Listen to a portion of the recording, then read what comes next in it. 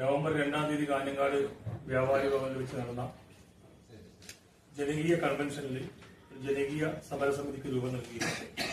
ഇതിന്റെ ബഹുമാനപ്പെട്ട chairman doctor Kader Mangad അവർ, vice chairman advocate K Sreekanth അവർ, അതുപോലെ convener general convener Sreenath Sasi, convener Pradeep, നമ്മളതിന്റെ ട്രഷറർ അമീതാജി, ഞാൻ പ്രസിഡന്റാണ്, ട്രഷറർ സലീം.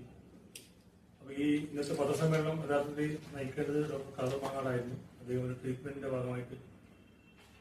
നമസ്കാരം. നമുക്കെല്ലാവർക്കും അറിയുന്നത് പോലെ കേന്ദ്ര സർക്കാരിന്റെ പ്രധാനമന്ത്രി സ്വാസ്ഥ്യ സുരക്ഷാ യോജന പ്രകാരം എല്ലാ സംസ്ഥാനങ്ങളിലും എയിംസ് സ്ഥാപിക്കണമെന്ന ഒരു നയത്തിന്റെ ഭാഗമായിട്ട് കേരളത്തിലും അത്തരമൊരു സ്ഥാപനം തരാൻ വേണ്ടിയിട്ട് കേന്ദ്ര സർക്കാർ മുന്നോട്ട് വന്നിരിക്കുകയാണ്.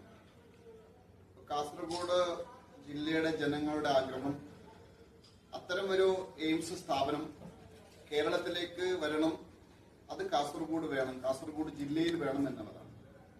അങ്ങനെ കാസർഗോഡ് ജില്ലയിലേക്ക് വേണം ഇത് സ്ഥാപിക്കണമെന്ന് ആവശ്യപ്പെടുന്നതിന് പ്രധാനപ്പെട്ട കാരണം കാസർഗോഡ് ജില്ലയുടെ ആരോഗ്യ മേഖല നേരിടുന്ന പ്രയാസങ്ങളും പ്രശ്നങ്ങളും പ്രതിസന്ധികളുമാണ്.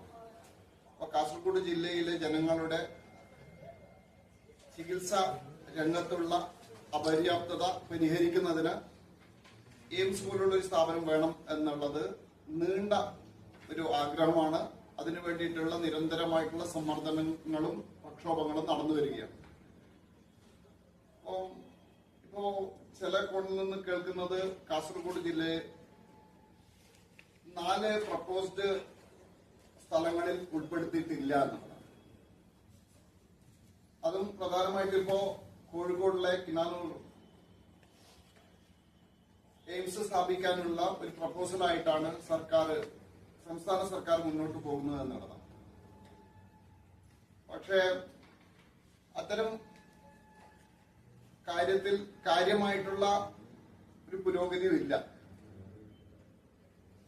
കാസർഗോഡ് ജില്ല ഈ പരിഗണനാ ലിസ്റ്റിൽ ഉൾപ്പെടുത്തണമെന്നുള്ളതാണ് ഞങ്ങളുടെ ആദ്യത്തെ ആവശ്യം. ഈ ആക്ഷൻ കമ്മിറ്റിയുടെയും സമരസമിതിയുടെയും ആവശ്യം എയിംസ് സ്ഥാപനം കാസർഗോഡ് സ്ഥാപിക്കാൻ ഉള്ള പട്ടികയിൽ പെടുത്തണം, അത് ഒന്നാമത്തേതായിട്ട് പെടുത്തണം. അങ്ങനെ പറയാൻ, അങ്ങനെ ആഗ്രഹിക്കാൻ, അങ്ങനെ ന്യായമായിട്ടും അതിന് അവകാശം കാസർഗോഡ് ജില്ലയ്ക്ക്